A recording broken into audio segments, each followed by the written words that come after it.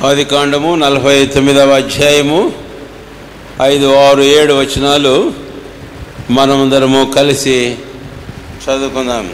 మీరు ఎక్కడున్నా కూడా ప్రభు సన్నిధిని ప్రార్థనాపూర్వకంగా భయభక్తులతో దేవుని వాక్యాన్ని కలిసి మాతో చదివి ఆ ప్రకారం వాక్య ధ్యానంలో పాలు పొంది సిద్ధపడి యోగ్యంగా బలలో మనం పాలు పొందుదాంగాక. 49వ అధ్యాయము ఆదికాండము 5, 6, 7 వచనాలు. షిమ్యోను, లేవి అనువారు సహోదరులు, వారి ఖడ్గములు బలాత్కారపు ఆయుధములు. నా ప్రాణమా వారి ఆలోచనలో చేరవద్దు, నా ఘనమా వారి సంఘముతో కలుసుకొనవద్దు. వారు కోపం వచ్చి మనుషులను చంపిరి, తమ స్వేచ్ఛ చేత ఎద్దుల గుదికాలి నరములను తెగగొట్టిని. వారి కోపము వేంద్రమైనది, వారి ఉగ్రతయు కఠినమైనది. అవి శపింపబడును. యాకోబులో వారిని విభజించెదను, ఇశ్రాయేలులో వారిని చెదరగొట్టెదను. ప్రార్థన చేసుకుందాం. ప్రేమ కలిగిన మా తండ్రి, మా రక్షకుడైన ప్రభు అయిన యేసుక్రీస్తు వారి శ్రేష్టమైన నామమున ఈ ఉదయకాలం మా ప్రభు దినమందు మరణించి సమాధి చేయబడి సజీవుడై తిరిగి లేచి పరమునకు ఆరోహణమై తండ్రి కుడి పార్శ్వమున కూర్చొని మెల్కీసెదెకు క్రమములో చేరి నిరంతరం విజ్ఞాపన చేయుచు రెండవ పర్యాయం మా నిమిత్తమై పాపం లేనివాడుగా మహిమలో ప్రత్యక్షం కానైన మా ప్రభు అయిన యేసుక్రీస్తు వారిని మేము ఆరాధించి ఘనపరిచినట్టుగా అనుగ్రహించిన ప్రశస్తమైన సమయానికై స్తోత్రాలు. మా రక్షకుడు మీకు వందనములు. మా కాపరివి, మా కాపుదలు నీవైనారు, మీకు స్తోత్రాలు చెల్లిస్తూ మిమ్మల్ని ఘనపరుస్తున్నాం. మీరు మా రక్షణను సంపూర్ణం చేయుటకై, మా దేహ విమోచనం కొరకై ప్రత్యక్షం కానైనటువంటి మా తండ్రివి మీకు వందనము చెల్లిస్తున్నాం.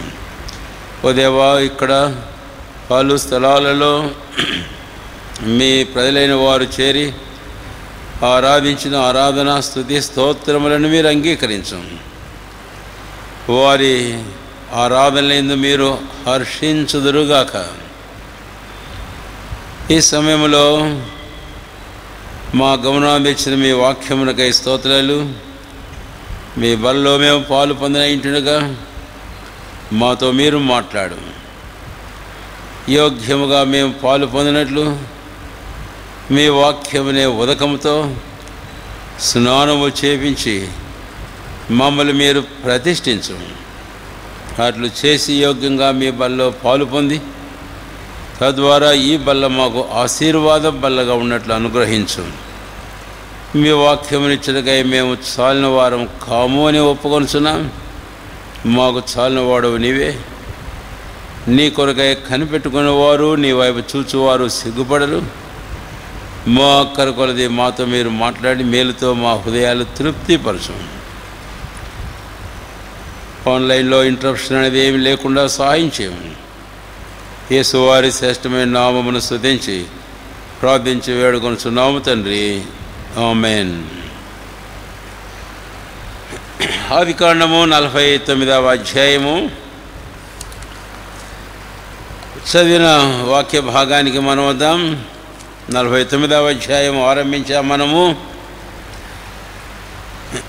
యాకోబు తన కుమారులను పిలిపించి అంచె దినముల్లో వారికి ఏమి సంభవించబోతున్నాయో ఆ సంగతుల గురించి విశదపరిచాడు. కాబట్టి ఒక ప్రవక్త అని చెప్పదగును. తన కుమారులకు సంభవించబో సంగతులు ముందుగానే ప్రవచించాడు, వారికి తెలియపరిచాడు అని. అందు విషయమై మనం ఆరంభించాక రూబేను జ్యేష్ఠ కుమారుని గురించి మనం తలస్తూ వచ్చాం. ఈ రోజున రెండవ కుమారుడు వరుసలో షిమ్యోను గురించి మనం ఇప్పుడు చదివాం. 5, 6, 7 వచనాలు. షిమ్యోను అందుని గురించి మనం ధ్యానం చేయబోతుంటుండగా ఈ పేరు యొక్క అర్థం ఏమిటో మొదటి తలంపులో మనం చూద్దాం.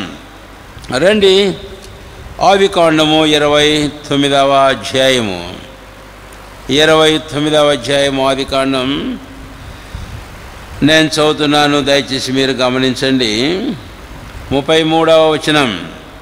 ఆమె మరలా గర్భవతి అయి కుమారుని కని నేను ద్వేషింపబడితేనన్న సంగతి యెహోవా విన్నాడు గనుక ఇతని కూడా నాకు దయచేసి అనుకొని అతనికి షిమ్యోను అను పేరు పెట్టెను అని.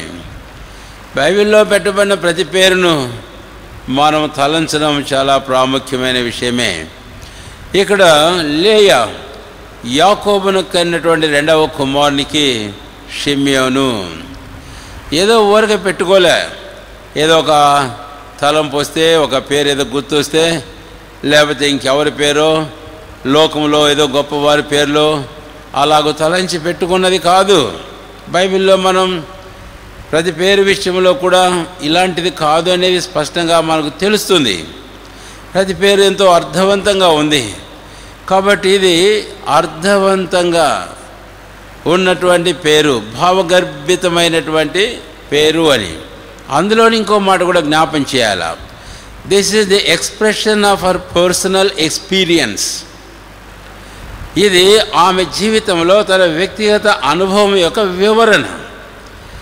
కాబట్టి this name gives the declaration of the very experience of that woman, wife of Jacob, Leah. దీన్ని బట్టి మనం చూస్తే పేర్లు ఎంతో జాగ్రత్తగా పెట్టుకోవడం అనేది అవసరం. సరే, ఏమిటి ఆ అర్థం? పేరు యొక్క అర్థం ఏమిటి?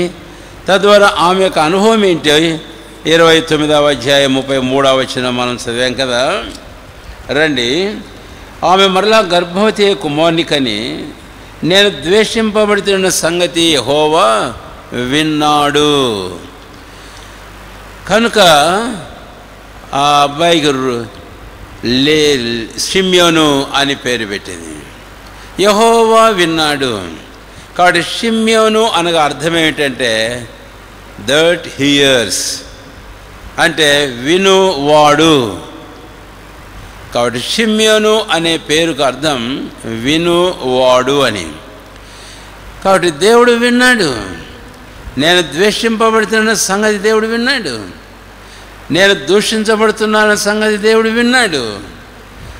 రూబేను అనే మాటకు వచ్చినప్పుడు నేను యెహోవా, నేను ద్వేషింపబట్ట, రెండవది నేను శ్రమ పెట్టబట్ట ఆయన చూచి ఉన్నాడు. ఇక్కడికి వస్తేనేమో ఆయన విన్నాడు. కాబట్టి ప్రభువు అనే దేవుడు విను దేవుడు. ఈ మాట నిజంగా ఆ స్త్రీ తన జీవితంలో వెళుతున్నటువంటి పరిస్థితులన్నింటిలో కూడా ఈ పేరు ఆ రోజే కాదు, తర్వాత కాలంలో జీవితాంతం వరకు కూడా this name was the great source for her comfort, secondly for her encouragement.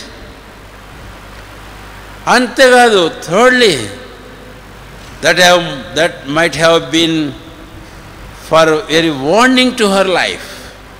ఆమె జీవితానికి ఇది ఒక గొప్ప హెచ్చరిక. ఈ 3 మాటలు నేను మీతో పంచుకోవాలని కోరుతున్నాను ఈ మొదటి తలంపులో. కాబట్టి ఈ పేరు ఆమె పెట్టడంలో యెహోవా విన్నాడు, షిమ్యోను దేవుడు వినువాడు అని. చాలాసార్లు దేవుడు వినడలే అని అనుకుంటూ ఉంటాం. 94వ కీర్తనల గ్రంథం 9వ వచనం. 94వ కీర్తన 9వ వచనం. చెవులను కలగజేసిన వాడు వినకుండునా, కంటిని నిర్మించిన వాడు కానకుండునా. ఉన్నారే మాట ఎంత తేటగా ఉందో బైబిల్లో. చెవులను కలగజేసిన వాడు వినకుండునా, కంటిని నిర్మించిన వాడు కానకుండునా. ఇక మనం జవాబు చెప్పాలి. ఈ మాట వినే నీవు జవాబు చెప్పు.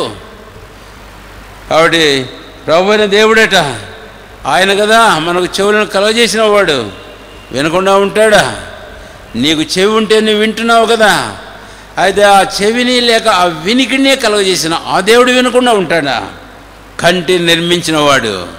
కంటితో మనం చూస్తున్నాం కదా, అయితే కంటిని నిర్మించిన వాడు కానకుండా ఉంటాడా? కాబట్టి నిశ్చయంగా ప్రభు అని దేవుడు వింటాడు. షిమ్యోను. మన పిల్లల పేర్లు ఏదైనా, మన పేరు ఏదైనా, ఈరోజు మన జీవితంలో లేయా వంటి అనుభవం గుండా మనం వెళుతున్నామా? శ్రమ, ద్వేషించబడిన, దూషించబడిన, నిరాకరించబడిన, నిర్లక్ష్య పెట్టబడిన ఇలాంటి పరిస్థితులు ఉన్నా మన జీవితంలో మనం వెళుతున్నామా? ఒకటి గుర్తుంచుకో, దేవుడు వింటూ ఉన్నాడు, ఆయన చూస్తూ ఉన్నాడు. సంఖ్యాకాండం 3వ అధ్యాయం 12వ అధ్యాయము రండి దయచేసి. సంఖ్యాకాండం 12వ అధ్యాయం 1, 2, 3 వచనాలు. ఇక్కడ మోషేను వచ్చిన సందర్భం మనం చూస్తాం. 12వ అధ్యాయము 1, 2, 3 వచనాలు. మోషే కూషు దేశపు స్త్రీని పెళ్లి చేసుకుని ఉండెను కనుక అతడు పెళ్లి చేసుకున్న ఆ స్త్రీని బట్టి మిరియాము అహరోనులు అతనికి విరోధముగా మాట్లాడిరి. మోషేకు విరోధముగా తన అన్న అక్క ఇద్దరు మాట్లాడారు, అహరోను మిరియాము. 2వ వచనం, వారు మోషే చేత మాత్రమే యెహోవా పలికించిన ఆయన మా చేతను పలికింపలేదా అని చెప్పుకొనగా. ఏం మాటలు మాట్లాడారు? నిరాకరించే మాటలు, నిర్లక్ష్య పెట్టే మాటలు, తృణీకరించే మాటలు, అవి ద్వేషంతో కూడిన మాటలు, అసూయతో కూడిన మాటలు. ఏమి మోషేనేనా? మేం కదా, వాడు చిన్నోడు, మేం పెద్దోళ్ళం, తన ద్వారానే మా ద్వారా మాట్లాడలేదా? ఇక ఇలాగూ ఈ సంగతులన్నీ నేను ఎక్కువ చెప్పడం లేదు. కానీ అప్పుడు ఏమైందట? 3వ వచనం, యెహోవా ఆ మాట వినెను. యెహోవా ఆ మాట వినెను. కాబట్టి దేవుడు విన్నాడు. కాబట్టి ఈరోజు మన జీవితంలో ఈ మాట గుర్తుంచుకుందాం. చాలామంది ఒకవేళ మనల గురించి ఇలాగా మాట్లాడుతుంటే నువ్వేం ఆయాసపడాల్సిన అవసరం లే. నువ్వు విన్నా కూడా నువ్వేం చేయలేవు. నీకు తెలిసినా కూడా నీ వల్ల ఏం కాదు. చాలాసార్లు నాకు తెలిసింటేనా అంటాం. ఏం చేస్తావో తెలిసింటే? లేకపోతే వారు ఎందుకట్లా మాట్లాడుతున్నారు, నాకు ముందే తెలిసింటే వాళ్ళు ఆపిండేవాడిని. నీ ముందు అవుతారు, మళ్ళీ అడిగే మాట్లాడతారు. కాబట్టి ఇలాంటి పరిస్థితులు అనేకులు మా జీవితంలో. We cannot restrain or we cannot stop them, but only one encouragement we have. Whatever the things are spoken against us, the Lord listens. మనకు విరోధంగా ఏ విధం చేతనైనా కానీ మాట్లాడి ప్రతి మాటను ప్రభువైన దేవుడు వింటూ ఉన్నాడు. ఇది గొప్ప ప్రోత్సాహం లేయా జీవితంలో. ఇలాగూ తన ఈ అనుభవంలో తను కలిగిన ఆ బిడ్డకు ఆ పేరు పెట్టి తను ఎలాగ ధైర్యపరుచుకుందో, ప్రోత్సాహపరుచుకుందో చూడండి, ధైర్యపరుచుకున్నదో. కాబట్టి ఈ మధ్యాహ్నం ఈ మాట మన హృదయంలో ఉంచుకొని ధైర్యం తెచ్చుకో, ఆదరించబడు, ఓదార్పునందు. వారు ఎన్ని మాట్లాడినా మాట్లాడి మనకు తెలుసు దేవుని వాక్యంలో యోబు ఇలాంటివి అనేకములు తనకు వచ్చి తనకు వినబడినప్పుడు ఎంతో ధైర్యం తెచ్చుకున్నాడు. అంతేకాదు ఎంతో ఆదరణ పొందాడు. అంతేకాదు ఆదరించాడు. 16వ అధ్యాయం యోబు గ్రంథంలో 3వ వచనం నుంచి మనం చూస్తాం. కారణం ఏమిటంటే తనకు తెలుసు ఒక్క సంగతి. 23వ అధ్యాయం యోబు గ్రంథం 10వ వచనంలో మనకు స్పష్టంగా ఒక మాట ఉంది, నేను నడుచు మార్గం ఆయనకు తెలియను.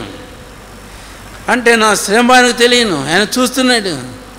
నేను పడుతున్న ఈ పరిస్థితులన్నీ ఆయనకు తెలుసు. నా స్నేహితులు నన్ను నిందించి మాట్లాడుతున్న మాటలు, ద్వేషించి మాట్లాడుతున్న మాటలు, నా ఇంటి వారు మాట్లాడుతున్న మాటలు, చివరికి తన సొంత భార్యే నీవు దేవుని దూషించి మరణంక మాట్లాడే మాటలు ప్రభు వింటూ ఉన్నాడు.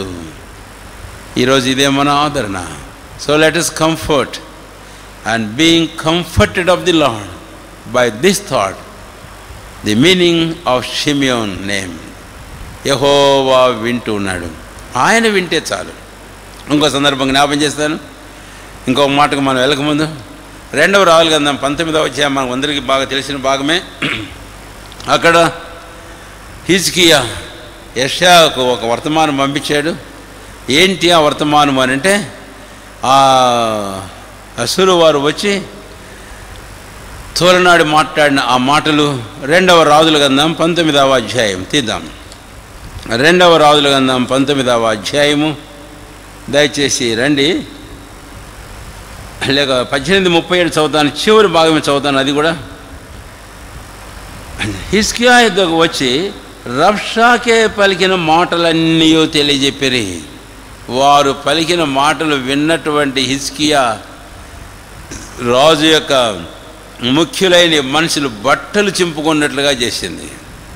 ఆ మాటలకే వారు ఎంత అదిరిపినారు, బెదిరిపినారు. వచ్చేసి హిజ్కియాకు ఆ మాటలు చెబితే హిజ్కియా విని తన బట్టలు చింపుకున్నాడట, గోనెపట్ట కట్టుకున్నాడు. అంటే అలాంటి మాటలు. అయితే అంతటితో ఊరకుండా హిజ్కియా ఏం చేశాడో మనకు తెలుసు. కొంతమందిని ప్రత్యేకంగా ప్రవక్త అయిన యెషయా దగ్గరికి పంపించేస్తే ఆ యెషయా దగ్గరికి వెళ్ళి వారు చెప్పారు ఈ సంగతి అంతా కూడాను. అప్పుడు ప్రభువైన దేవుడు హిజ్కియా ఒక మాట అంటాడు ఇక్కడ ఆ పంపించే వర్తమానంలో. చూడండి దయచేసి 4వ వచనం. జీవముల దేవుని దూషించగా అస్సూరు రాజున తన యజమాని చేత పంపబడిన రబ్షాకే పలికిన మాటలని నీ దేవుడైన యెహోవా ఒకవేళ ఆలకించి నీ దేవుడైన యెహోవాకు వినపడి ఉన్న మాటలు బట్టి ఆయన రాజును యెహోవా ఆలకించి ఆయనకు వినపడిన మాటలు బట్టి ప్రభువైన దేవుడు ఆ రాజును గద్దిస్తాడేమో. ఓ ప్రవక్త ప్రార్థన చేయి అంటే ఇలాంటి పరిస్థితుల్లో ఎట్టి ఆదరణ తాను పొందుతున్నాడు హిజ్కియా. ఆదరణ ఒకటి ఏంటి అంటే ఆ దేవుడు వింటున్నాడు, ఆయన ఆలకిస్తున్నాడు. కాడు విని ఆ ప్రభు ఆలకించి ఆ ప్రభు ఊరకున్నాడు, ఆయన వారిని గద్దిస్తాడు. ఇందాక ఆరాధనలు వింటూ వచ్చాం. వారు తిరుగులాడుచుంటుండగా 105వ కీర్తన ఒకసారి మాట చూస్తాం. ఏంటి? వారి నిమిత్తమై ఆయన రాజులను గద్దించాడట. ఇలాంటి ఎన్నో సందర్భాలు వాక్యంలో మనం చూస్తాం. కాబట్టి ప్రభు అయిన దేవుడు తన ప్రజలైన వారి కలుగుతున్న దూషణ, నింద, అవమానం, ఆ ద్వేషము, ఆ అసూయ, విషపూరితమైన మాటలు, వాటిని విని అధైర్యం తెచ్చుకోకు, ధైర్యం తెచ్చుకో. ఎందుకు? ప్రభు వింటున్నాడు, నిశ్చయముగా ఆయన వాటి విషయమై కార్యించేవాడు. ఆమెకి హిజ్కియా చెప్పిన మాటలు ఒకవేళ అతనిని గద్దించునేమో. 2వ తలంపుకు వస్తే, 2వ మాటకు వస్తే, ఈ పేరు ఆమె పెట్టుకోవడంలో ఆమెకు గొప్ప ప్రోత్సాహం అని చెప్పాలి. అది 29వ అధ్యాయంలో మనం చదివాం. అందుకే నేను ఈ తలంపు ఇలా పంచుకోబోతున్నా. This was the source of her great encouragement. యెహోవా విన్నాడు. తర్వాత పేర్లు పెట్టినప్పుడు కూడా మనం చూస్తాం. అంటే యెహోవా వినేవాడు అనేటువంటి మాట తన జీవితంలో ప్రభువైన దేవునికి తాను ఇంకా చెప్పుకున్నట్లుగా చేసింది. అందుకనే 116వ కీర్తన 1-2 వచనాలలో కీర్తనకారుడైన దావీదు జీవితంలో చక్కని మాట మనం చూస్తాం. రండి దయచేసి. 116వ కీర్తన 1-2 వచనములు. యెహోవా నా మొరను, నా విన్నపములను ఆలకించి ఉన్నాడు, కాగా నేను ఆయన ప్రేమించుచున్నాను. 2వ వచనం. ఆయన నాకు చెవియొగ్గెను, కావున నా జీవితకాలం అంతయు నేను ఆయనకు మొరపెట్టుదును. రెండవదిగా ఇక్కడ మనం చూస్తే ఆయన ఆలకించి ఉన్నాడు, తర్వాత నా మొరను ఆయన విన్నాడు, నాకు చెవియొగ్గాడు. అంటే this man David understood that God is the God who hears, who listens. He is the God Simeon, వినేవాడు, వినే దేవుడు. అర్థం చేసుకున్న దావీదు secondly by this understanding he encouraged himself even to pray more and more, more and more, and to depend upon God. ఇంకా ఎక్కువగా ప్రార్థన చేస్తూ ప్రభు మీద ఆధారపడేందుకు కొరకాయి ఈ దావీదు తాను ప్రోత్సహించుకున్నట్లుగా మనం చూస్తాం. 65వ కీర్తనల గ్రంథం 2వ వచనంలో ఆ ప్రభు అయిన దేవుని గూర్చి ఈ మాట వాడతాడు దావీదు, ప్రార్థన ఆలకించువాడా. విన్నారా మాట? ప్రార్థన ఆలకించువాడా. కాబట్టి దేవుడు ప్రార్థనలు ఆలకించువాడు. ఇక క్రొత్త నిబంధనకు వెళ్తే ఎన్నో మాటలు మనం చూస్తాం. పేతురు రాసిన మొదటి పత్రిక 3వ అధ్యాయాన్ని చూస్తాం. ఆయన నీతిమంతుల ప్రార్థనలు చెవియొగ్గున్నాడు, ఆయన వారి ప్రార్థన మీద దృష్టి ఉంచున్నాడట. So God is the hearer, he listens your prayer, listens your supplication, intercession. So in such understanding what should we do? ఇలాంటి గ్రహింపు మన జీవితంలో కలిగినప్పుడు మనం ఏం చేయాలి? దావీదు ఏం చేశాడు? 116వ కీర్తనలో మనం చూచాం. 116వ కీర్తనలో 2వ వచనం, కావున నా జీవితకాలం అంతయు నేను ఆయనకు ఏం చేస్తానట? మొరపెట్టుదును. నా జీవితకాలం అంతయు నేను ఆయనకు మొరపెడతా. కనుకనే మన జీవితంలో కూడా ఇది మన ప్రోత్సాహం కొరకై, పురికొల్పు కొరకైన తలంపుగా షిమ్యోను దేవుడు వింటాడు. నిశ్చయంగా ఆయన ప్రార్థనను ఆలకించేవాడు. స్వల్పంగా అల్పంగా మనం అడిగిన పరలోకపు తండ్రిగా మన అక్కర్లన్నీ ఎరిగినవాడుగా, అడుగు వాటికంటే ఊహించు వాటికంటే అత్యధికంగా చేసే శక్తి గల దేవుడు. కాబట్టి మన జీవితంలో మనం ప్రార్థిద్దాం. దేవుడు వింటాడు అని చెప్పుకొని ఊరిగా ప్రార్థన చేయకుండా ఉంటే ప్రయోజనం ఏంటి అని నీవు ఎరుగుదు. మీ అమ్మ నాన్న నువ్వు చెబితే వింటారు, నువ్వు అడిగితే ఇస్తారు, నీకు ఆ సంగతి బాగా తెలుసు. You are sure about it, but you never ask your parents. ఆ విషయంలో నీకు ఖచ్చితంగా తెలుసా, నీకు వాళ్ళు చేస్తారు ఇస్తారని, ఆయన నువ్వు ఎప్పుడూ అడగవు. అందుకని తెలుగులో సామెత చెబుతుంటారు, అడగంది అమ్మైనా పెట్టదట. కాబట్టి చాలాసార్లు దేవుడు వినేవాడని మనకు తెలుసు, కానీ అయితే మనం ఆయనకు ప్రార్థన చేసేవారంగా ఉండకపోవడం దురదృష్టం. ఆరాధన చేసేవారంగా ఉండకపోవడం దురదృష్టం. ప్రభువును కీర్తించి ఘనపరిచేవారంగా ఉండకపోవడం దురదృష్టం. అందుకనే ప్రోత్సహించుకొని నీవు, దేవుడు వింటాడు నీ చిన్న ప్రార్థన, నీ విరిగిన మాటలు, నీ హృదయంలో నుండి భారంతో వెలువడేటి ఆ విజ్ఞాపన విన్నపములు ప్రభు నిశ్చయంగా వింటాడు, ఆయనని ఎంతో ఆనందిస్తాడు. మూడవదిగా మనం గమనించినట్లయితే మలాకీ గ్రంథం, దయచేసి రండి, మరొక తలంపు మనం చూస్తాం. 3వ అధ్యాయం మలాకీ గ్రంథం 16వ వచనం. అప్పుడు యెహోవా యందు భయభక్తులు కలవారు ఒకరితో ఒకరు మాట్లాడుకొనుచుండగా యెహోవా చెవియొగ్గి ఆలకించెను. ఇక్కడ భయభక్తులు గలవారు ఒకరితో ఒకరు మాట్లాడుకొనుచుంటుండగా యెహోవా చెవియొగ్గి ఏం చేశాడంటండి? ఆలకించాడు. కాబట్టి గుర్తుంచుకుందాం, మనము మాట్లాడుకుంటాం అంటే కొంతమంది తమంతట తామే మాట్లాడుకుంటారు, అది కాదు. అదే ప్రాణాలతో మీ ఆత్మలతో చెప్పుకోవడం మంచిదే, దావీదు చెప్పుకున్నాడు కదా. తర్వాత మరి విశేషంగా చాలాసార్లు మనం ఏదైనా సంగతులు ఒకరితో ఒకరు మాట్లాడుతూ ఉంటాం. ఒక ఆయన చెప్పాడు, ఒకసారి ఇద్దరు మాట్లాడుతుంటేవాడంట, మూడోవాడు మధ్యలో ఉంటాడట. ఎవరు మూడోవాడు? యేసుప్రభు కాదు. అంటే వీళ్ళిద్దరు మాట్లాడేది దేని గూర్చి? ఇంకొకరి గూర్చి కాదు. గుర్తుపెట్టుకో, ఒకవేళ నువ్వు అలాగ చేస్తున్నావేమో, కానీ అయితే ఇంకొక ఆయన కూడా ఉన్నాడు అక్కడ, గుర్తుపెట్టుకో, 4వ వాడు. ఎవరైనా?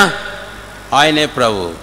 యెహోవా యందు భయభక్తులు కలవారు మాట్లాడుకొనుచుండగా యెహోవా ఆలకించుచున్నాడు. అందుకే ఈ తలంపు నేను ఈ మాటకి ఏం చెప్పాలని కోరుతున్నానంటే, అది గొప్ప ఆదరణ కొరకు మాత్రమే కాదు షిమ్యోన్. రెండవది గొప్ప ప్రోత్సాహం పురుకొల్పు కొరకు మాత్రమే కాదు షిమ్యోన్. మూడవదిగా గొప్ప హెచ్చరిక జాగ్రత్త కొరకై షిమ్యోను అని పేరు. It's a great warning for our lifes that we may not speak as we wish, as we will. మన ఇష్టం వచ్చినట్టు మన నోటితో మనం మాట్లాడడం కాదు. అలాగ మాట్లాడుకోండి, లేక మన హెచ్చరిక. చాలాసార్లు అంటారు, బైబిల్ అన్నాడు యెషయా గ్రంథం 6వ అధ్యాయం, లేవని మా పెదవులు మావి, మాకెవడు ప్రభు. రండి దయచేసి యెషయా గ్రంథం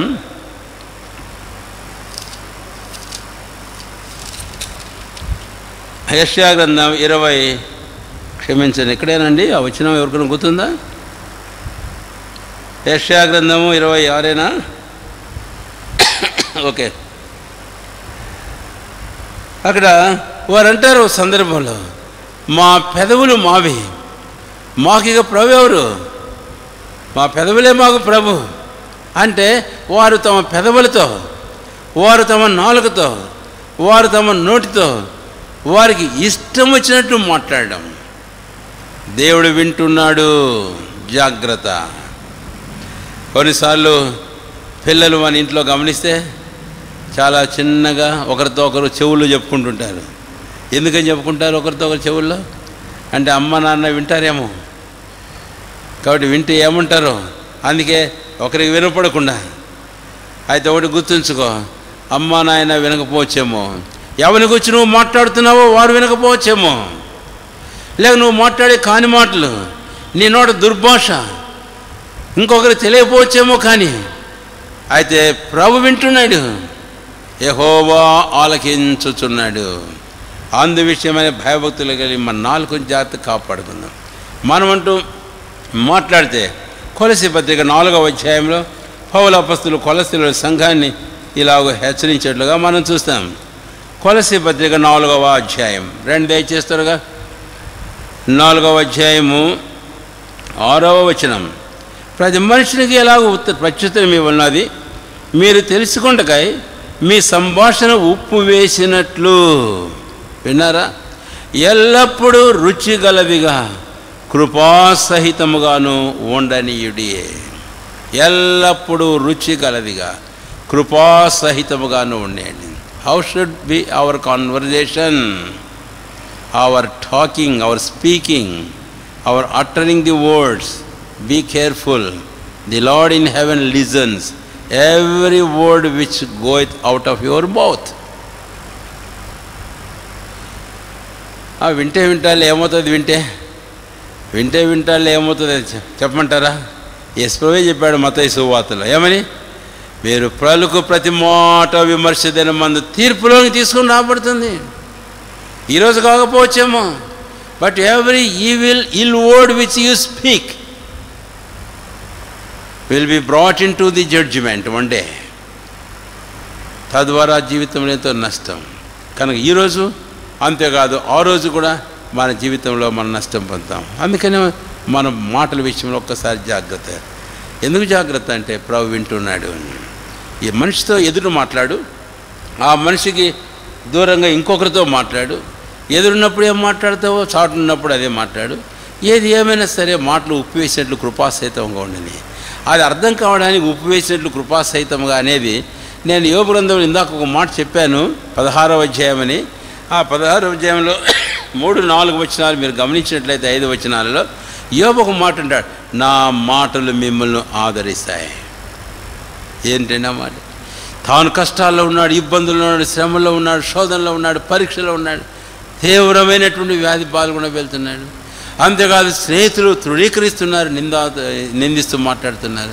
అయితే తానంటాడు ఆ స్నేహితులతోనే, మీ మాటలు ఒట్టి బూడిద మాటలు, గాలి మాటలు, అయితే నా మాటల చేత నేను మిమ్మల్ని ఆదరిస్తాను, నేను ఓదారుస్తాను. కాబట్టి ఎలా ఉన్నాయో చూడండి ఆయన మాటలు ఉప్పు వేసినట్లు కృపాసహితముగా. కాబట్టి ఈ దినాలలో ఒక్కసారి గుర్తుంచుకుందాం, ఈ మాట ఆ వ్యక్తిని గురించి నేను మాట్లాడుతుంటే ఆ వ్యక్తి వింటే ఏమంటాడో కాదు, అక్కర్లే. ఆ వ్యక్తి వినాల్సిన అవసరం లేదు, ఆ వ్యక్తి అనాల్సిన అక్కర్లేదు, ఆ వ్యక్తి రెస్పాండ్ కావాల్సిన అవసరం లేదు. ప్రభు వింటున్నాడు, ఆయనకు నువ్వు జవాబు చెప్పాల్సి ఉంటుంది. అందుకనే మొదటి తలంపు నేను ఇక్కడే ముగించేస్తున్నాను. షిమ్యోను, యెహోవా నేను ద్వేషింపబడుతున్న సంగతి యెహోవా విన్నాడు.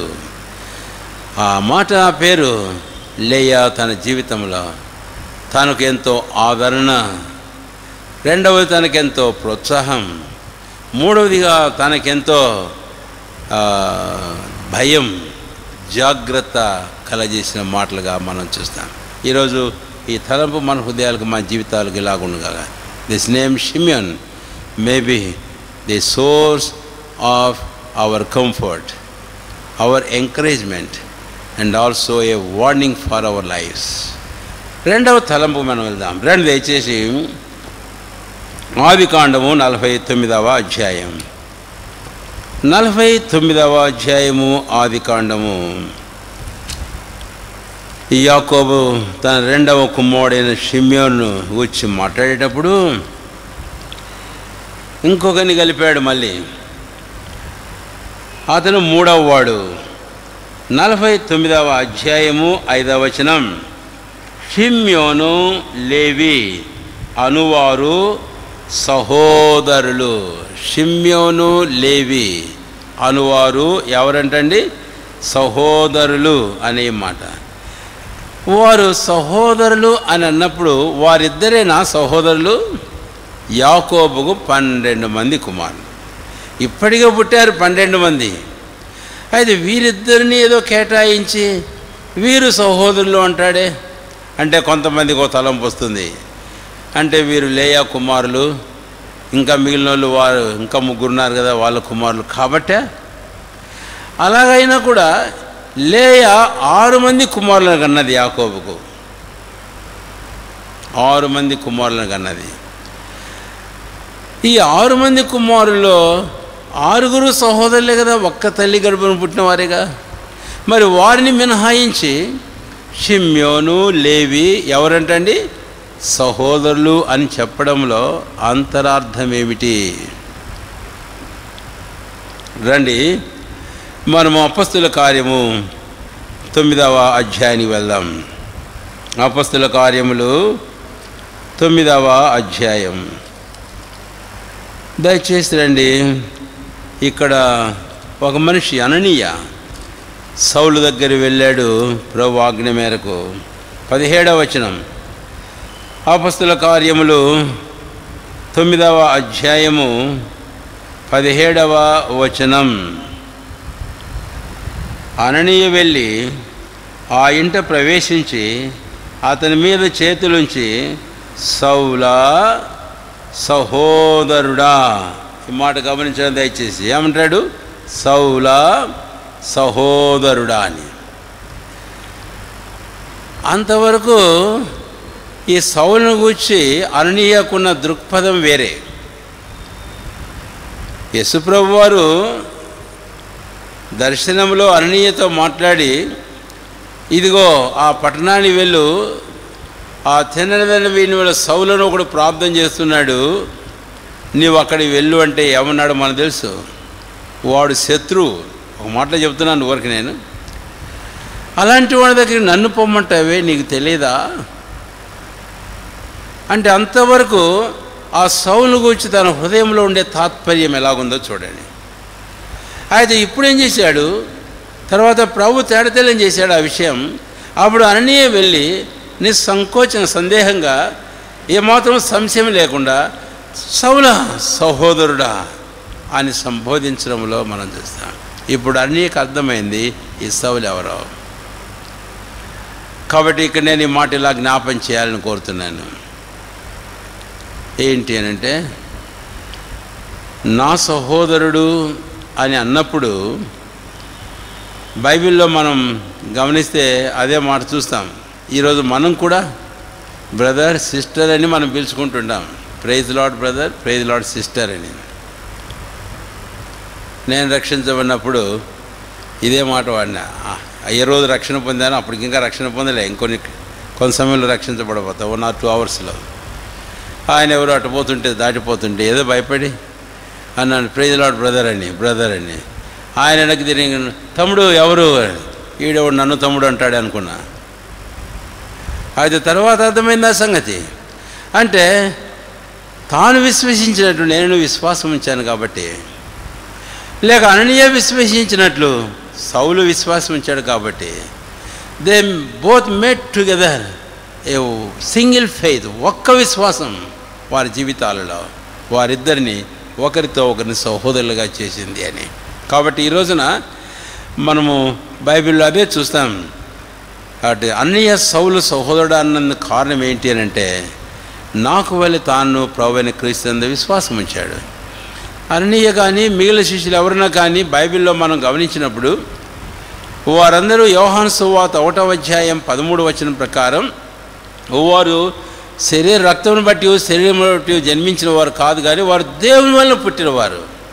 కాబట్టి ఎఫెసీయులకు రాసిన పత్రిక 2వ అధ్యాయం 19వ వచనంలో పౌలు అపొస్తలుడు ఒక మాట అంటాడు, ఇక మీదట మీరు పరిజనులను పరదేశులు కాదు, పరిశుద్ధులతో ఏకపక్షులు దేవుని ఇంటి వారిని అయినాడు. నేను దేవుని ఇంటి వారు అన్నప్పుడు 3వ అధ్యాయానికి వచ్చిన తర్వాత పౌలు అపోస్తలుడు మరొక మాట అంటాడు. ఏమని?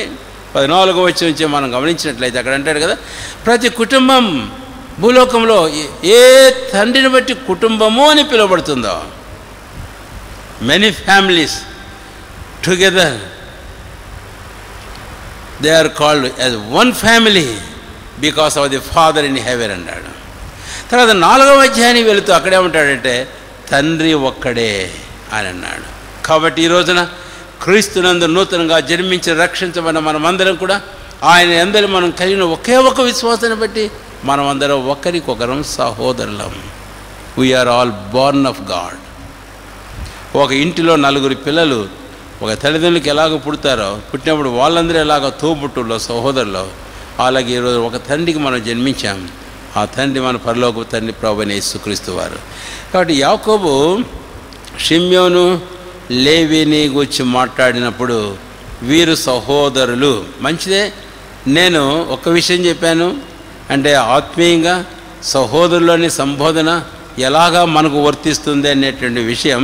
అయితే ఇక్కడ మరొక మాట కూడా మనము జ్ఞాపం చేసుకోవాల్సిన అవసరము ఉంది అని. రండి, ఆదికాండం 49వ అధ్యాయం. మనకు ఇంగ్లీష్ బైబిల్ ఇంకా కొంచెం చక్కగా ఉంటుంది. 49వ అధ్యాయము ఆదికాండము. రండి దయచేసి 5వ వచనం 6వ వచనము. ఇంగ్లీష్ బైబిల్లో ఈ వచనాలలో ఇంకో మాట మనం చూసాం.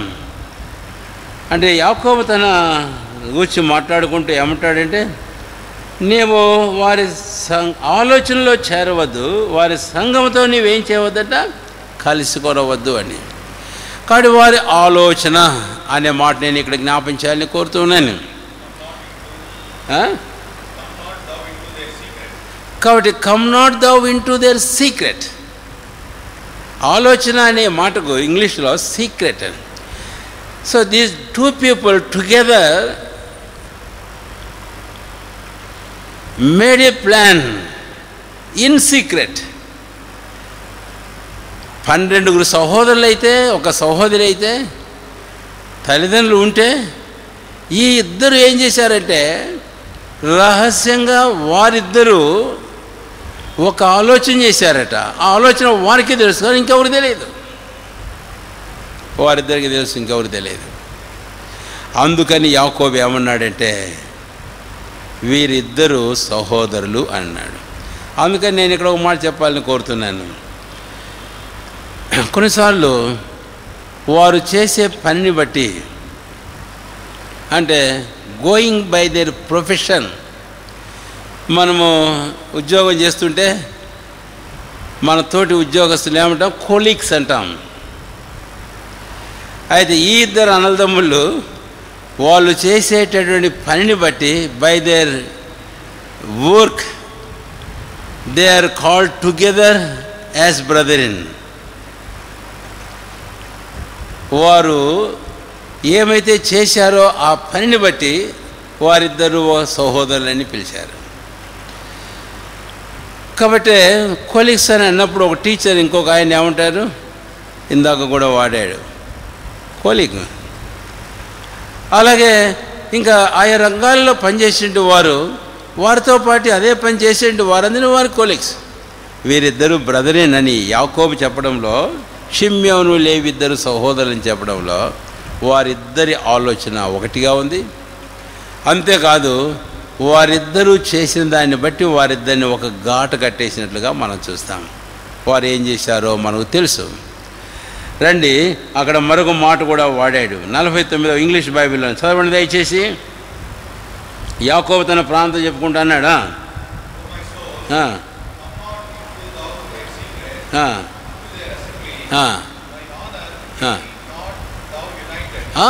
Be not దౌ United. అంటే షిమ్యోను లేవీలు వారిద్దరూ ఒకరితో ఒకరు ఏకీభవించారు. They both were united in their secret, in the thing what they wanted to do. ఇంట్లో ఇంకెవరికి తెలియదు. కాబట్టి వారిద్దరూ ఏకీభవించారు. వారిద్దరూ కలిసి రహస్యం ఒకటి ఆలోచన చేశారు. వారిద్దరూ కలిసి ఒక పని చేయకపోతారు. ఇంక ఇంట్లో ఎవ్వరు కూడా ఆ పనిలో వారు పాలు పొందలే. మిగిలిన 10 మంది సహోదరులు కూడా పాలు పొందలే. రూబేను కూడా పాలు పొందలే. అందుకని యాకోబు ఏమన్నాడంటే, వారు షిమ్యోను లేవి ఇద్దరు సహోదరులు అని. అందుకనే ఈరోజు మన జీవితంలో మనం గుర్తుంచుకోవాలి ఏంటి అని అంటే, మనము క్రీస్తునందు ఒక విశ్వాసం కలిగి నూతనంగా జన్మించిన వారంగా మాత్రమే సహోదరులం కాదు, అవును సహోదరులమే. అయితే రెండవదిగా మన పనిని బట్టి, మన వృత్తిని బట్టి, మనం కలిసి చేసేదాన్ని బట్టి మనం ఒకరితో ఒకరం సహోదరులం. నేను ఇంకో మాట మీకు వాడతాను. అది అపొస్తలుల గారు 11వ అధ్యాయం 26వ వచనంలో మనం చూస్తాం. ఆ దినమున అంత్యొకయలో మొట్టమొదట క్రైస్తవ శిష్యులు ఏమనబడ్డారంటే క్రైస్తవులు. ఎంతమంది ఉన్నారు అక్కడ. అయితే వారందరూ they were all called together with one name, క్రైస్తవులు. అలాగే యాకోబు వీళ్ళిద్దరిని గురించి సహోదరులు అని చెప్పడంలో he expresses their profession or their unity or their secret వారిద్దరికే పరిమితమైనదిగా చూస్తాం. దయచేసి 49వ అధ్యాయము 49వ అధ్యాయం ఇక్కడ మరొక మాట మనం చూస్తాం. 5వ వచనం వారి ఖడ్గములు బలాత్కారపు ఆయుధములు. ఇక్కడ 3వ మాట, నేను 2వ ముగించాను. వారిద్దరు సహోదరులు అనువారు సహోదరులు. ఎందుకని? వారిద్దరూ మన జీవితంలో మనం అన్వయించుకుంటే, యోహాను 1:13 నేను జ్ఞాపం చేశాను. ఆ పరలోకపు తండ్రికి వాళ్ళు మనం పుట్టాం, ఆయన మన తండ్రి, మనం అందరం ఒక ఇంటి వారం. రెండవదిగా జ్ఞాపం చేశాను, we're all doing same thing, serving the same Lord, having the same faith, doing the same profession in Christ. Though physically, worldly, we may differ with each other. ఒకరికొకరు వేరైన వారంగా రకాల పనులు రంగాల్లో ఉంటాం. కానీ బట్ మన విశ్వాసాన్ని బట్టిపోతే, ఆత్మీయంగా మన ముఖ్యమైన పనిని బట్టిపోతే మనమందరం ఒక్క ఆలోచన, ఒక్క తలంపు, ఒక్క పనితో మనం సాగిపోతున్నాం.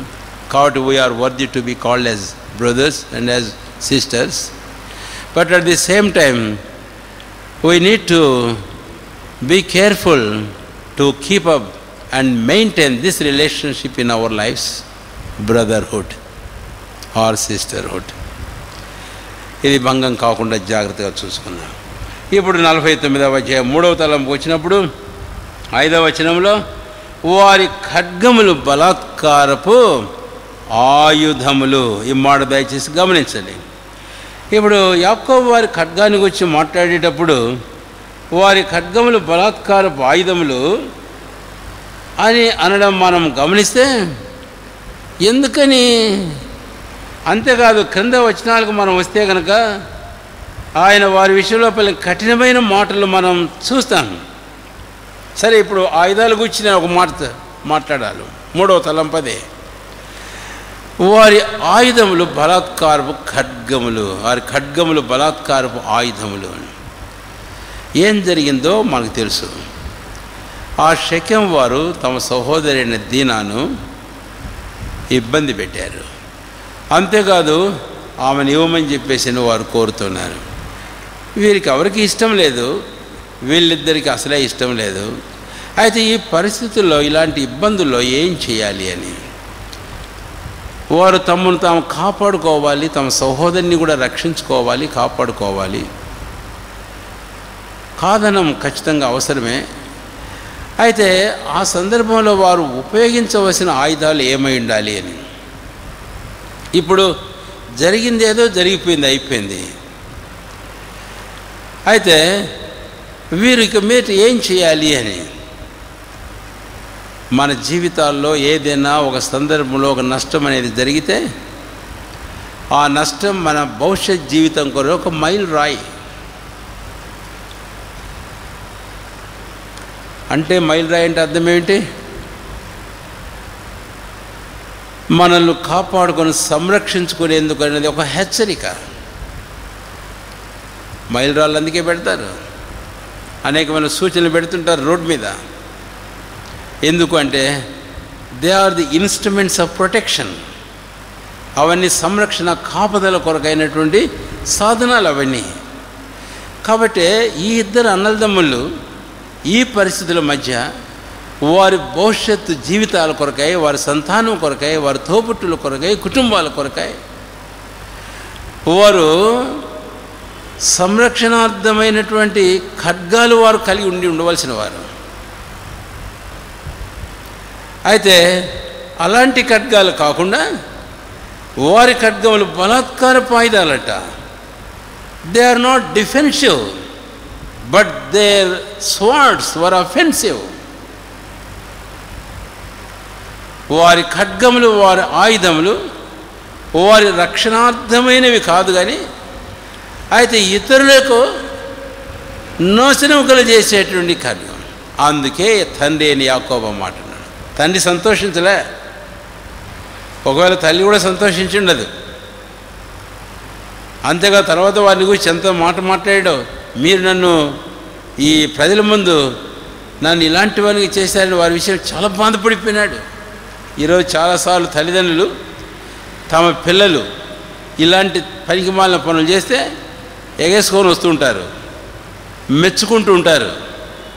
కాని మాటలు మాట్లాడితే, కాని కార్యాలు చేస్తే తల్లిదండ్రులు తమ పిల్లలను ఇంకా ప్రోత్సాహపరుస్తారు, వెనకేసుకొని వస్తారు, ఎక్కడికైనా పోవడానికి సిద్ధం. గుర్తుపెట్టుకో, అలాంటి నీ ఉపయోగించే సాధనాలు, ఆయుధాలు, they will be the sports of your destruction of your children and your family. They will not be defensive, but they will be destructive in your lives. Please remember, దయచేసి గుర్తుంచుకో, జాగ్రత్త. అయితే యాకోబు ఏమాత్రం సహించలేకపోయినాడు. అందుకే ఏమంటాడు? వారి ఆయుధములు, వారి ఖడ్గములు బలాత్కారపు ఆయుధములు అని చెప్పడం మనం గమనించినట్లయితే, ఇక్కడ నేను ఈ తలంపు మీతో ఇలా పంచుకోవాలని కోరుతున్నాను. సో ఇలాంటి పరిస్థితులు మధ్య మనం వెళ్ళేటప్పుడు మన జీవితాల్లో మనకున్నటువంటి ప్రభు మనకిచ్చిన రక్షకమైనటువంటి ఖడ్గాలేంటో, ఆయుధాలేంటో మనం వాడాలి. మీకు ఎఫెసీ పత్రిక 6వ అధ్యాయాన్ని జ్ఞాపం చేస్తే సరిపోతుందనుకుంటాను. 10వ వచనం నుంచి అక్కడ పౌలు అపొస్తలుడు ఆ కవచానికి వచ్చి మాట్లాడేటప్పుడు చాలా సంగతులు చెబుతూ వచ్చాడు. అయితే అక్కడ మనకు అర్థమయ్యే 2 ముఖ్యమైన ఆయుధాలు, తలంపులు ఏంటి అంటే, we understand the 2 kinds of weapons. Of course, the weapons of defense and also the weapons of offense కూడా ఉన్నాయి. కానీ ఇందాక మీరు అఫెన్స్ వద్దని చెప్పారే అని అంటారు. ఒక సందర్భం ఒక ఆయనతో మాట్లాడుతుంటే అన్నాడు, the best weapon is the weapon of offense అండి. You people never use the weapon of offense, that's why you are going through this problems అన్నాడు.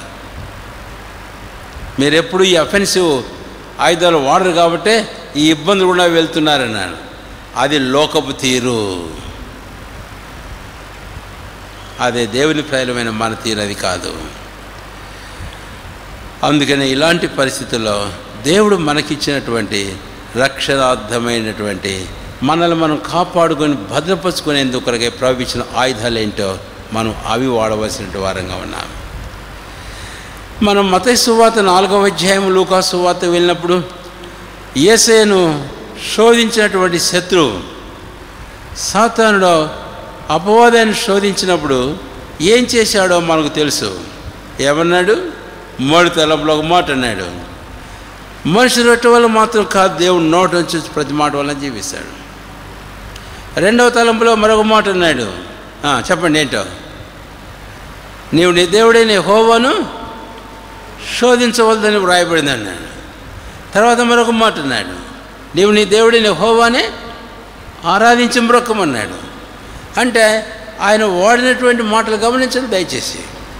ఇలాంటి పరిస్థితిలో ఒకవేళ ఆ రోజు సీమోను పేతురు ఒక మాట, సాతాను నా వెనక్కి పొమ్మన్నాడు. మరి ఈరోజు సైతానుడు నీకు ముందుగానే వచ్చేవాడు నిన్ను ఎట్లా అంటుంటే సైతానా పో అని అనవే?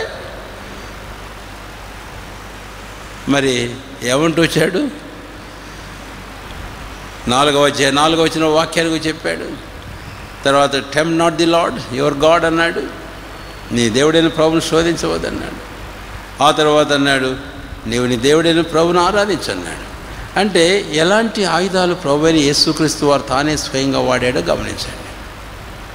కాబట్టి ఈ పరిస్థితుల్లో మనం కూడా జాగ్రత్తగా ఉండి మన జీవితాల్లో ఇలాంటి సందర్భాలు కూడా వెళ్ళేటప్పుడు మన ఆయుధములు ఖడ్గములు బలాత్కారపు ఆయుధములు కాకుండా జాగ్రత్త చూసుకుందాం. 49వ అధ్యాయము 5వ వచనం, వారి ఖడ్గములు బలాత్కారపు ఆయుధములు. నేను ఈ తలము ముగించబోతుంటానుగా నేను 2 పదాలు ఆల్రెడీ వాడాను. అఫెన్సివ్ అని అంటే ఇతరులను నష్టపరిచేవి కాదు.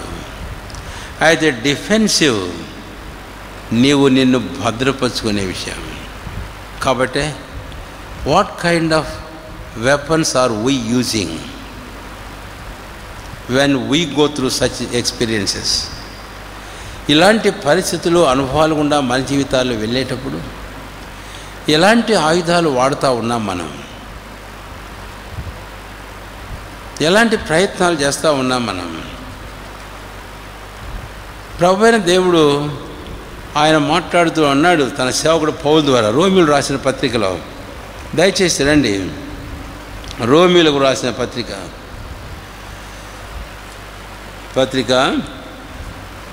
12వ అధ్యాయం 12వ అధ్యాయము రోమీయులకు రాసిన పత్రిక.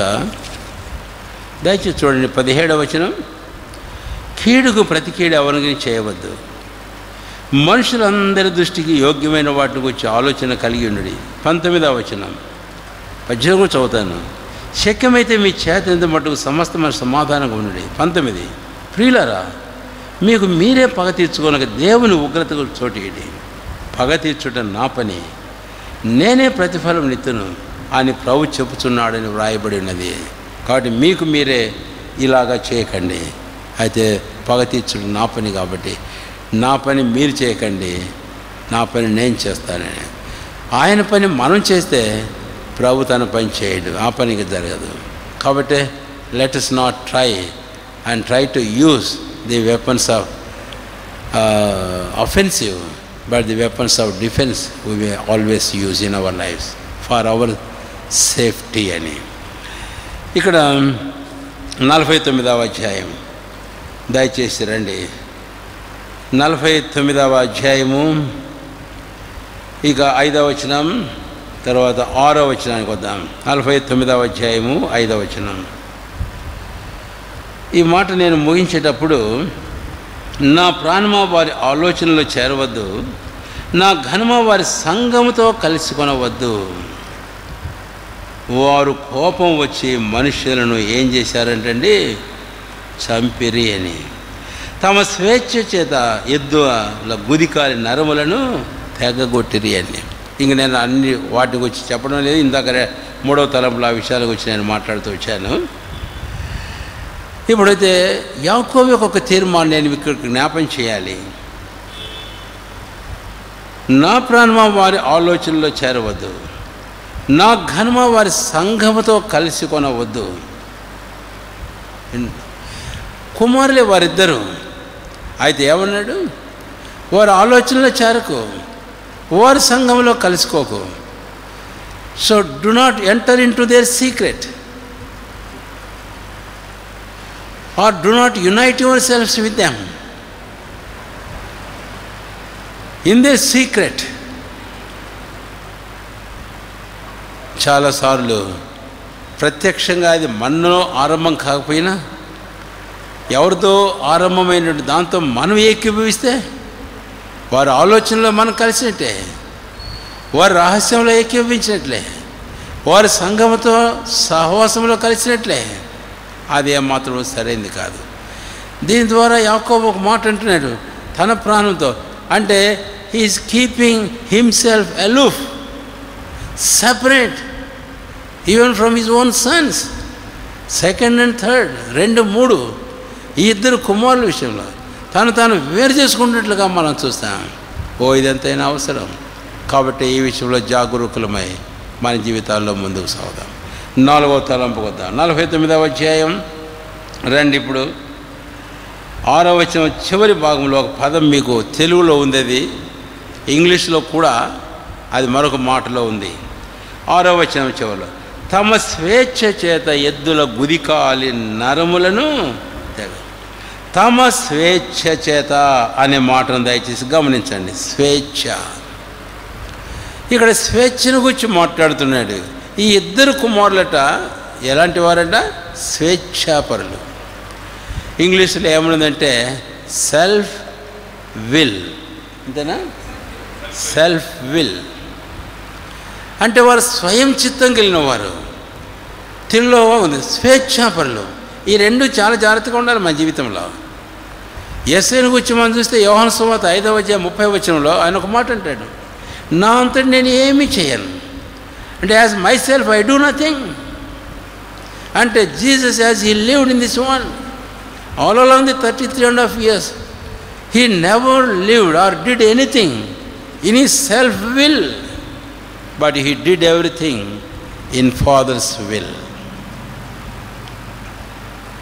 అయితే షిమ్యోను లేవీలు వాళ్ళకి తెలుసు వాళ్ళకి తండ్రి ఉన్నాడని, అయితే వాళ్ళలాగా చేసిన వారు కాదు. అంతేకాదు ఇంకో మాట తెలుగులో మనకు వాడిన మాటను బట్టి మనం చూస్తే వారు స్వేచ్ఛాపరులు. అంటే ఆల్వేస్ దే డిజైర్ డెమోక్రసీ. వారు ఎప్పుడు ఏమంటారు? డెమోక్రసీ, ప్రజాస్వామ్యాన్ని కోరుతారు, స్వాతంత్ర్యాన్ని కోరుతారు, స్వేచ్ఛను కోరుతారు. ఈ ఇద్దరు కుమారులు అలాగూ ఒక తండ్రికి వెళ్ళిన వారుగా కాదనం. అయితే ఈ స్వేచ్ఛను వారు కోరక ముందు వారికి తండ్రి ఉన్నాడు కదా, వాడు తండ్రికి విధేయత చూపిండాల్సింది. అయితే ఈ మాట నేను ఇంకొక వాక్యానికి వెళ్ళి మీకు ఈ సంగతి జ్ఞాపం చేయాలి. స్వేచ్ఛాపరులు అని అనడంలో ఈ పదం పేతురు అపొస్తలుడు వాడతాడు ఒక సందర్భంలో. రండి 2వ పేతురు 2వ అధ్యాయం 9-10 వచనాలు కలిసి ఉన్నాయి మన తెలుగు బైబిల్లో. ఆ మధ్యలో మాట దయచేసి గమనించండి. దుర్నీతి పరులను ముఖ్యంగా మల్లమైన దురాశ కలిగి శరీరానుసారంగా నడుచుకొనుచు, వీరని అన్నమాట, ప్రభుత్వమును నిరాకరించుచు శిక్షలో ఉంచమని వారి తీర్పుదినం వరకు కావల్లో ఉంచిన ప్రభు సమర్థులు. వీరు తెగువ గలవారును స్వేచ్ఛాపరులను మహాత్ములను దూషింప వెరవకై ఉన్నారు. మహాత్ములను అనేది అయితే ప్రభుత్వమును నిరాకరించుచు, నా బైబిల్ అయితే నేను రౌండ్ గీశాను దాని చుట్టూ. ఎవరు స్వేచ్ఛాపరులు? ప్రభుత్వాన్ని నిరాకరించేవారు. డెమోక్రసీ ఉన్నా కూడా there are certain rules and regulations, there are certain laws to which we need to obey. దేవుడు వాక్యంలో చెప్పాడు. రోమా 13వ అధ్యాయానికి వెళ్తే పై అధికారం లోపడి ఉన్నాడు. ఎందుకు? అధికారాలని దేవుని వల్లనే నియమించబడ్డాయి. అయితే వీరిద్దరు ఇంట్లో కుమారులు కాదని వారు దాసులు కాదు. They are not servants, they are sons. గలతీ 4వ అధ్యాయం మనం వెళ్తే ఆ డిఫరెన్స్ మనం చూస్తాం. Yet they have the father who is the head of the family. ఆయన ఇంటికి శిరస్సు అయినటువంటి తండ్రి ఉన్నాడు. So having this democracy and the liberty, yet they have to exercise the obedience to the authority which God had ordained. దేవుడు నియమించిన అధికారానికి వారు తమ జీవితంలో లోబడి ఉండడం అలవాటు చేసుకొని ఉండాలి. అయితే వీరిద్దరూ అలాంటి వారు కాదు. అందుకని ఒకసారి ఆలోచిద్దాం మన జీవితాన్ని. ఈ లోకంలో స్వేచ్ఛాపరులంగా జీవిస్తున్నామా? ఒకటి, దేశంలో మనకు స్వాతంత్రం ఉన్నప్పటికీ అయితే ఆ విషయాల్లో మనం చట్టబద్ధంగా జీవించడం అనేది అవసరం. రెండవదిగా, ఇంట్లో మనకు కుమారులం కుమార్తెలు స్వతంత్రం అయినప్పటికీ ఆ విషయంలో మనము చట్టబద్ధంగా జాగ్రత్తగా జీవించడం అనేది అవసరం. మూడవదిగా, సంఘంలో రక్షించబడిన దేవుని ప్రజలంగా అందరూ ఒకరితో ఒకరు సమానులం అయినప్పటికీ పౌలు అపోస్తలుడు ఒక సందర్భంలో మాట్లాడతారు ఆ విషయాన్ని గురించి కూడా. అయితే సంఘంలో ఒక అధికారానికి కట్టుబడడం అనేది అవసరం. స్వేచ్ఛాపూర్లంగా ఉండడానికి ఏమాత్రం వీళ్ళ దేవుడు వదిలిపెట్టలే. అందుకే ఒక మాట నేను జ్ఞాపం చేస్తాను. 1 కొరింథీ 12:26 ఏంటంటే, God has tempered the body in such a way అంటాడు.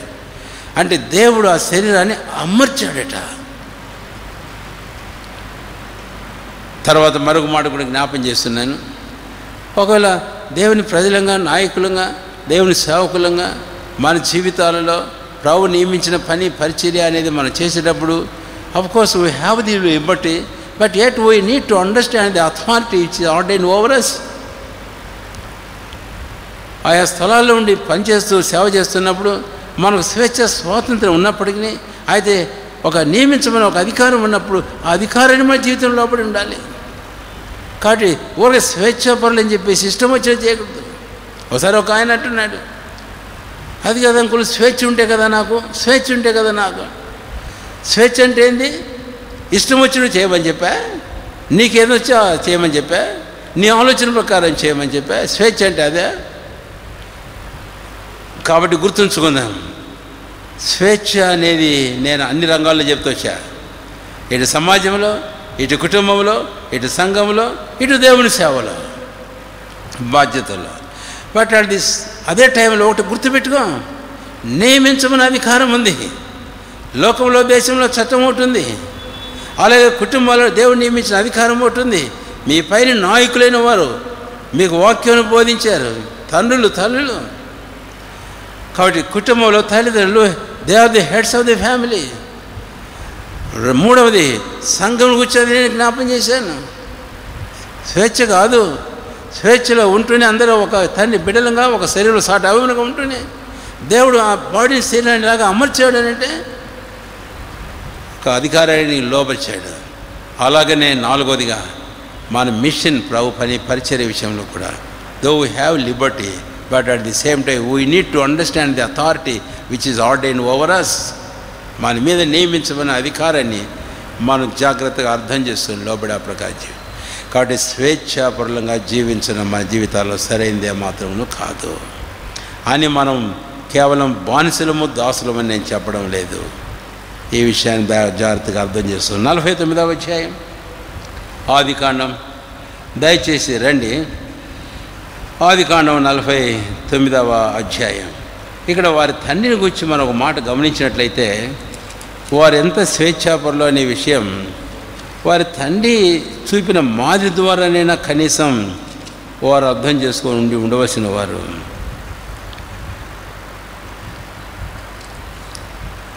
ఆదికాండం 34వ అధ్యాయం.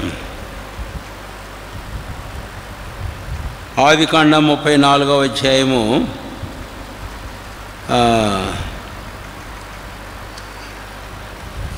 34వ అధ్యాయం 13వ వచనం అండి. జాగ్రత్తగా గమనించండి వచనం. అయితే తమ సహోదరిని దీనాను అతడు చెరిపినందున యాకోబు కుమారులు షెకెముతోనూ అతని తండ్రి అయిన హమోరుతోనూ కపటముగా ఉత్తరం ఇచ్చింది. ఇంకా కాస్త పైకి వెళ్దాం. సారీ, ఏంటి ఆ పైకి వెళితే 4వ వచనం అండి. ఈ చిన్నదాన్ని నాకు పెళ్లి చేయమని తన తండ్రి అయిన హమోరుని అడిగాను. ఆ తర్వాత 5వ వచనం, తన కుమార్తెను చెరిపిన యాకోబుని తన కుమారులు పశువులతో పొలంలో ఉండినందున వారు వచ్చే వరకు ఊరుకుండేను. 6వ వచనం, షెకెము తండ్రి వచ్చి యాకోబుతో మాట్లాడాడు. అప్పుడు 7వ వచనం బాగా గమనించండి. యాకోబు కుమారులు ఆ సంగతి విని పొలంలో నుండి వచ్చాయి. అంటే ఈ సందర్భంలో యాకోబు తన కుమారులు వచ్చేంత వరకు యాకోబు ఏం మాట్లాడలే. ఏం మాట్లాడలే. ఈ ఇష్యూ ముందే తన నోటీస్కి వచ్చింది. కానీ ఏం చేస్తున్నాడు, ఎవరి కోసం చూస్తున్నాడట? 5వ వచనంలో, యాకోబుని తన కుమారులు పశువులతో పొలంలో ఉండినందున వారు వచ్చు వరకు ఊరకుండెను. అది బాగుంది ఇంగ్లీష్లో. He held his piece until they come. Being a father he can make any decision. తండ్రిగా ఏదైనా తీర్మానం చేసి ఉండొచ్చు, కానీ చేయలేదు. నా కొడుకులు ఉన్నారు కదా, వాళ్ళందరినీ రాని, వాళ్ళతో చెప్తాను, వాళ్ళతో కలిసి మాట్లాడతాను, పంచుకుంటాను, తర్వాత ఏం చేయాలనే విషయం ఆలోచన చేస్తాను. అయితే యాకోబు ఇలాగా ప్రవర్తిస్తే కుమారుడు చూడండి ఎలాగా ప్రవర్తిస్తున్నారు. అందుకనే కుమారులు కుమార్తెలు ఒక హెచ్చరిక ఇక్కడ మనం చూస్తాం. Follow the faith of your parents, follow the example of your parents, your leaders and your four runners. నీకంటే ముందుగా పోవారిని, వారి మాదిరిని, వారి విశ్వాసాన్ని అనుసరించి మీరు నడుచుకోండి. అదే హెబ్రీ పత్రిక 13వ అధ్యాయం 7వ వచనంలో మనం చూస్తాం.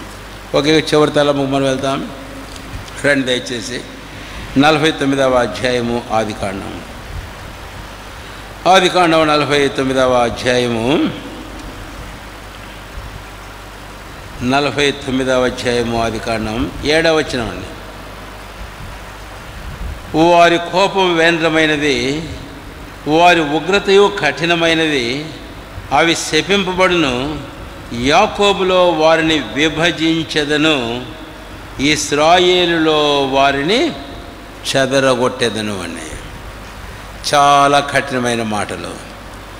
యాకోబులో నేను విభజిస్తాను, ఇశ్రాయేలులో వారిని ఏం చేస్తానన్నాడు? చెదరగొట్టేది.